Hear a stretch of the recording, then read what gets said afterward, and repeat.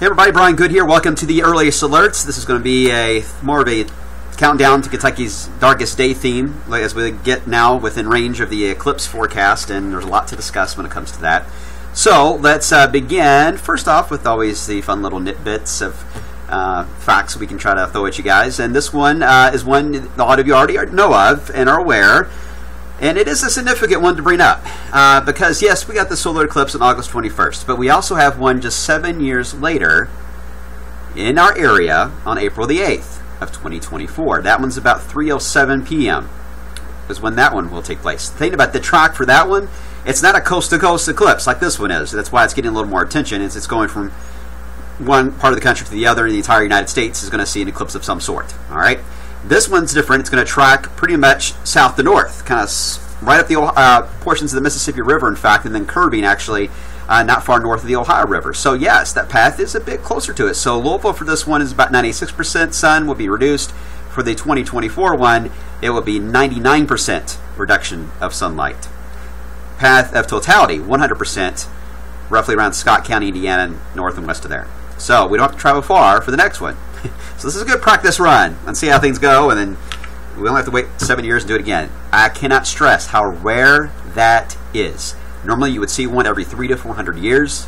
If you lived in this area, that would be the average. You would see a total solar eclipse, and to have two within our area within 7 years is remarkable.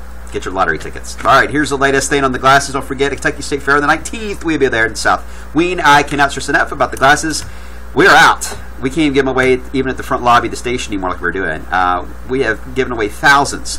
And we still have several thousands still available for the fair that we're holding off for the fair. So try to get there early in the day. Please get there early. All right, let's get to the weather side of things. I spent 2 minutes talking about the eclipse. Sorry about that. I'll talk about it again in a few minutes. But at the moment, you can see the satellite image. You can see how we've got definitely the cloud cover now to the south of us. Look at that. Perfectly nice and clear. Oh, it's going to be beautiful. Beautiful, beautiful, beautiful. A lower humidity, the front, that nasty front, is out here to our south, and the drier air is working its way into the north. We won't get into the brown area yet. You don't get into that much dry of air until we get into the fall season. But to get into the lighter green, that's a big deal. That's a big deal. All right, so let's talk about a couple things this week before we get into the long term. First off, tomorrow night, not today, but tomorrow night, we will begin to get a south flow aloft that will try to throw out some showers, maybe a thunderstorm in eastern Kentucky. It doesn't look to be a huge factor into wave country yet, but we got a small rain chance to account for that late into the period of Thursday night and into Wednesday night into Thursday itself. And Thursday, that trend should continue, mainly along and east of 65 is where your best chance for any downpours will be. Otherwise, very warm. 87 degrees, and if we can stay out of the clouds, we may push closer to 90 for Thursday. Now, the weekend setup, we have to look the other way. You know, for Wednesday night and Thursday, we look to the east for rain. Now, for the time period of Friday into the weekend, we look to the west because the front moves in, showers, thunderstorms, mainly west of 65 on Friday.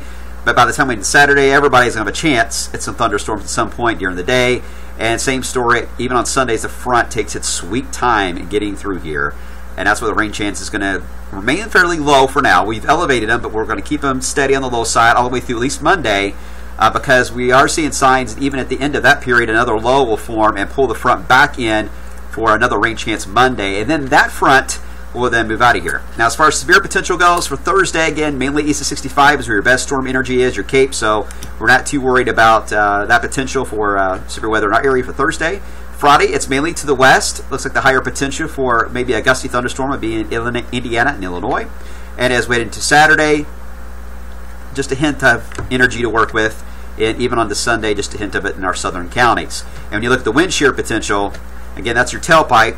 To have thunderstorms maintain themselves for several hours, very little wind energy, guys, with this setup.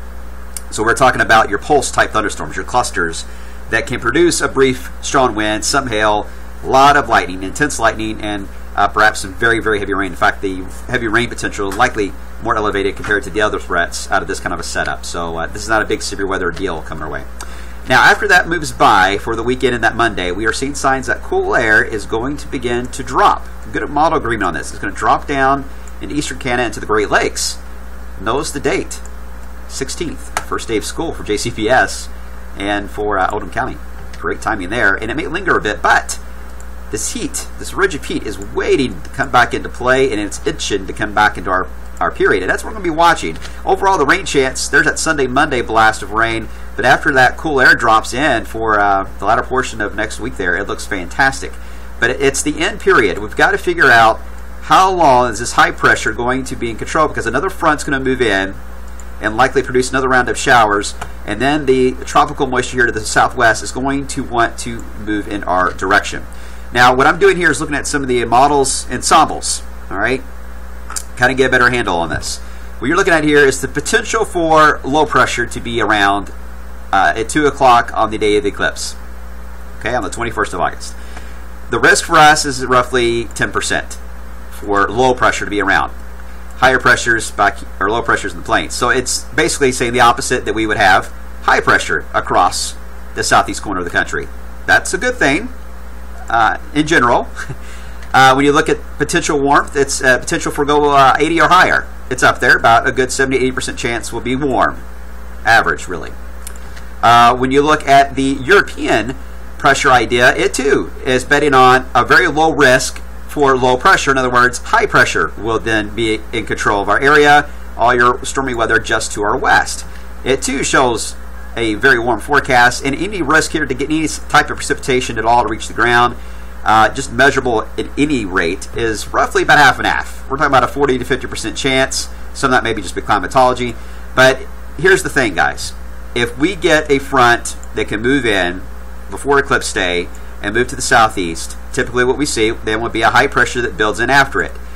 As long as the high is kind of configured in a situation where it's either right on top of us, which would be perfect, or just to our east, we will be protected from the warm tropical flow that will come back into play. Now, everything is moving fast in this time period I'm talking about, and the high ends up over here. There we're going to get the heat building into the 90s, and then you're going to have to deal with scattering of thunderstorms in the heat of the day. It doesn't mean a washout. I mean, we can still deal with that at early in the afternoon periods. We may get lucky, not ruling that out, but I think the timing of a cold front moving in and how strong of a high pressure we will have is key, and all that is going to be on timing. And guys, we just don't know that answer yet, but at least we know the players in the field. All right, so here's how I'm going to sum it up for now, and stay tuned for adjustments. Each and every day we update this. I think we have a good chance to at least be at normal range well into the 80s. Maybe some cooler weather to the northeast of us. When it comes to the rainfall side, at this point I'll at least show a hint of rain and thunderstorms trying to show up with that southwest flow trying to kick in on the 21st, but that map will change. So stay tuned for updates, guys. 12 more days. It's almost here.